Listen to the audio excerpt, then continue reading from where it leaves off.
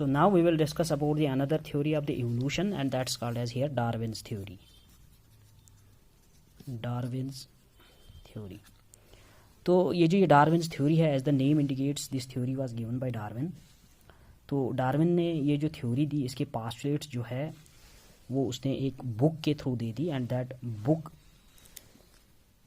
Is here, that is origin of species. तो origin of species में इसने discuss किया था थ्योरी ऑफ एवोल्यूशन को.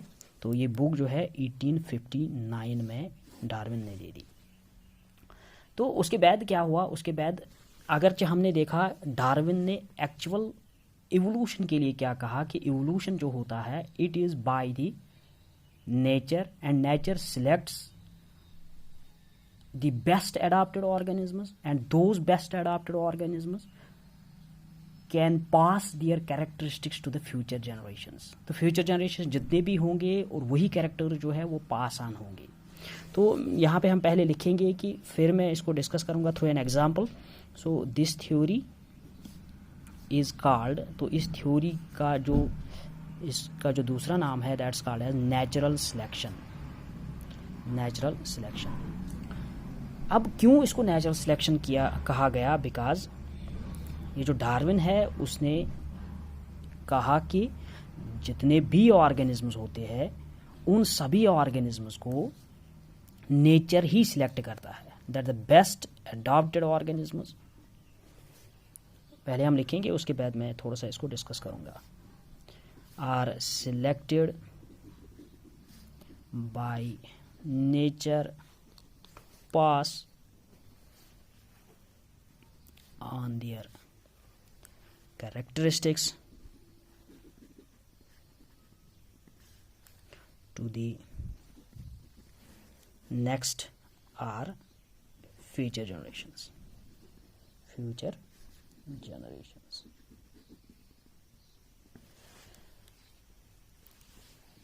तो डार्विन ने क्या कहा, डार्विन ने कहा कि नेचर जो है वो सिलेक्ट करेगा ऑर्गेनिज्म को, यानी कि जितनी भी वेरिएशंस होती है वो सारी वेरिएशन जो कि ऑर्गेनिज्म में होती है वो सिलेक्ट होती है बाय द नेचर. और सिलेक्ट होने के बाद वही जो कैरेक्टर्स होते हैं जो सिलेक्ट हो गए और यूजफुल कैरेक्टर्स है वही पास ऑन होते हैं टू द फ्यूचर जनरेशंस. यही डार्विन ने कहा. तो इसको मैं यहाँ पे डिस्कस करूँगा थ्रू एन एग्जाम्पल, तो उससे आपको समझ में आ जाएगा. यहाँ पे आप देख लीजिएगा, यहाँ पे फिगर जो है, यहाँ पे कुछ एनिमल्स है, आप देख सकते हो. तो इन एनिमल्स में वेरिएशन आ गई है. फॉर एग्जाम्पल यहाँ पे जो मिडल वाला यहाँ पे इंडिविजुअल है, इंडिविजुअल ऑर्गेनिज्म, इसमें और इन ऑर्गेनिज्म में क्या फ़र्क है यहाँ पे आप देख सकते हैं. इनके जो लेग्स है वो लेग्स देख सकते हो आप कि there is variation in the legs between the organisms of same species. एक ही स्पीशीज है, ये डिफरेंट ऑर्गेनिजम्स है लेकिन एक ही स्पीशीज की. यहाँ पे वेरिएशन देखिए, ये वाला ऑर्गेनिज्म जो है इसके जो लेग्स है वो बहुत ही इंक्रीज, वो बहुत ही लॉन्ग है than that of these ones. तो अब क्या हो गया कि मोस्टली नेचर जो है, नेचर की वजह से कुछ ऐसा हो गया कि जो ये ग्रास खाते थे वो ग्रास ड्यू टू फ्लड्स और due to any other environmental condition, ये ग्रास यहाँ पे नहीं रहा. अब जब ग्रास ही नहीं रहा तो ये खाएंगे क्या, अगर नहीं खाएंगे तो मर जाएंगे. अब हुआ क्या, यहाँ पे जो पेड़ है, यहाँ पे देखो ज़रा, यहाँ पे इन ट्रीज को देखो. अब ये जो सारे ऑर्गेनिजम्स हैं इन्होंने अब कोशिश की कि जो भी लीव्स ऑफ द ट्रीज है उनको हम खाएंगे. जैसे कि मैंने डिस्कस किया था इससे पहले कि जब जिराफ, जो इवोल्यूशन ऑफ जिराफ जब हमने डिस्कस किया था वो कैसे हुआ था. अब ये जो छोटे ऑर्गेनिजम्स है जिनके पास लेग्स जो है वो छोटी है, अब उनका क्या यहाँ पे होगा, वो भी कोशिश करेंगे for taking the food from the leaves, लेकिन वो नहीं पहुँच पाएंगे. तो वक्त ऐसा आएगा कि उनको फूड नहीं मिलेगा और वो ख़त्म हो जाएंगे, वो डेड हो जाएंगे. लेकिन अब जिसके पास ये लॉन्ग लेग्स जो है, इन्हीं लॉन्ग लेग्स के थ्रू ये पहुंच जाएंगे कहाँ पे, to the leaves, towards the leaves of the plants. तो जब ये यहाँ पे पहुँच गए तो इनको फूड भी मिलेगा डेफिनेटली. तो जब इनको फूड मिलेगा तो ये सर्वाइव भी करेंगे, इट इज़ डेफिनेट है.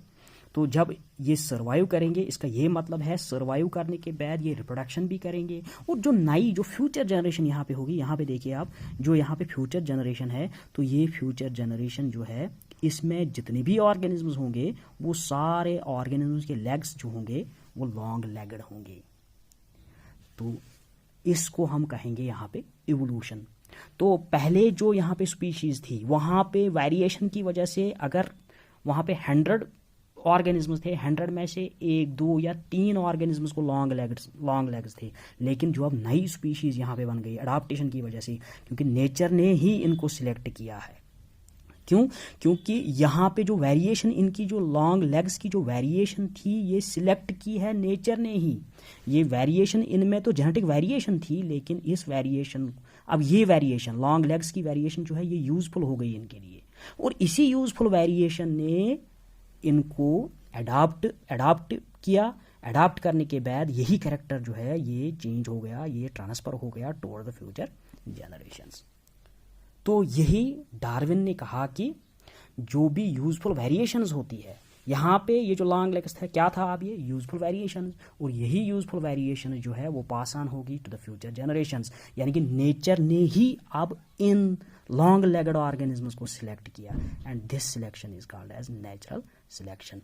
और ये ऑर्गेनिज्म जो थे, अब वही ऑर्गेनिजम्स खाली यहाँ पे एग्जिस्ट कर पाए जो कि यहाँ पे फिट थे, that's called as survival of the fittest.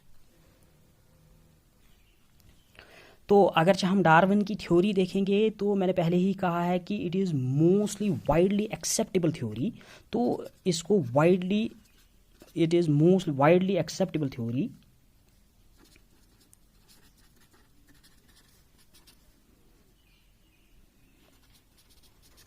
तो ये सबसे मोस्टली वाइडली एक्सेप्टेबल थ्योरी है फॉर द इवोल्यूशन।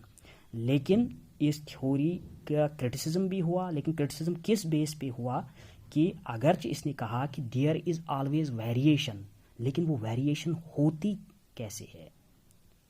अगरचे इसने कहा कि वेरिएशन होती है, लॉन्ग लेगड ऑर्गेनिज्म जो कि वेरिएशन से प्रोड्यूस हुए, ये वेरिएशन आखिरकार होती कैसे है। So what is the origin of that variation, तो ये हुई क्यों ये वेरिएशन, तो ये डार्विन ने डिस्कस नहीं किया था। तो वैसे भी ये थ्योरी जो है वाइडली एक्सेप्टेबल है, लेकिन कुछ क्रिटिसिज्म होता है इस थ्योरी में भी कि इसने डिस्कस नहीं किया था कि हाउ वेरिएशंस आकर विच लीड, क्योंकि वेरिएशन ही बेसिस है to formation of new species, जो कि डार्विन ने डिस्कस नहीं किया। अब इसके बाद जो है एक और थ्योरी आ गई, that's called as theory of mutation. तो म्यूटेशन थ्योरी जो है ये ह्यूगो डिवेरीज ने दी है। ह्यूगो डिवेरीज जो पहले ही हमने डिस्कस किया है कि ह्यूगो डिवेरीज ने ये थ्योरी दी है, that's called as mutation theory. और अगर हम म्यूटेशन थ्योरी देखेंगे 1901 में दे दी गई है ये, तो एक बुक के थ्रू ह्यूगो डिवेरीज ने दे दी, and that book is called as book mutation. या बस इतना ही यहाँ पे हम कहेंगे कि ह्यूगो डिवेरीज ने ये थ्योरी दी है, 1901 में ये थ्योरी दी है। तो इस थ्योरी में, म्यूटेशन थ्योरी में, ह्यूगो डिवेरीज क्या कहता है कि ये जो जितनी भी यहाँ पे म्यूटेशंस होती है, तो जो भी म्यूटेशंस होती है ये सडन होती है, it is not the gradual change, यानी ये आहिस्ता आहिस्ता आहिस्ता, it takes hundreds and thousands of years. तो ये ह्यूगो डिवेरीज क्या कहते हैं यहाँ पे कि म्यूटेशंस जो होती है वो सडनली आ जाते हैं। सडनली कैसे आ जाएंगे? By change in the genetic constitution of an individual. तो यहाँ पे अगर हम देखेंगे कि ह्यूगो डिवेरीज कहते हैं कि जितने भी यहाँ पे कैरेक्टर्स, जो नए नए कैरेक्टर्स जो बनते हैं वो अराइज होंगे, लेकिन अराइज कैसे होंगे? Abruptly, suddenly by mutations. तो अराइज सडनली बाय म्यूटेशंस। तो म्यूटेशंस की वजह से सडनली अराइज हो जाएंगे यहाँ पे नए नए कैरेक्टर्स। और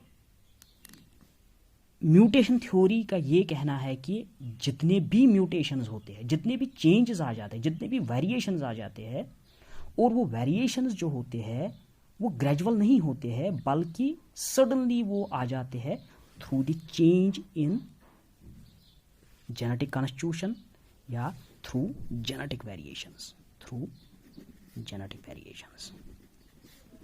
तो जीन्स में चेंज आ जाती है और जीन्स में चेंज आने के बाद नए नए कैरेक्टर जो है वो सडनली एब्रप्टली वो अराइज होते हैं। तो अब हम फोर्थ थ्योरी यहाँ पे डिस्कस करेंगे, that is synthetic theory of evolution या नियो डार्विनिज्म। ये सिंथेटिक थ्योरी जो है ये हक्सली ने दी है, हक्सली ने दी है 1942 में। हक्सली ने सिंथेटिक थ्योरी ऑफ इवोल्यूशन या नियो डार्विनिज्म भी इसको कहा जाता है। तो ये जो नियो डार्विनिज्म थ्योरी है इसमें हक्सली क्या कहते हैं कि जो भी न्यू स्पीशीज बनते हैं, two factors are responsible for the formation of new species. First factor that's responsible, that's called as natural selection. Natural selection. The first factor responsible for the formation of the species. And second factor that's the most important, that is genetic variations. तो synthetic theory जो है इसको हम synthetic क्यों कहेंगे यहाँ पे, क्योंकि इसमें म्यूटेशन थ्योरी और डार्विन्स थ्योरी जो है, डार्विन्स थ्योरी का कुछ पार्ट यानी कि नेचुरल सिलेक्शन और म्यूटेशन थ्योरी का यहाँ पे जेनेटिक वेरिएशंस लिया है हक्सली ने, और यहाँ पे नए स्पीशीज जो बनेंगे, these new species are formed by two factors. First factor is here natural selection, another one is genetic variation. And now today's this synthetic theory is most widely accepted theory, which is the combination of here Darwin's theory as well as mutation theory of Hugo de Vries, that new species arise by the natural selection as well as by the genetic variations.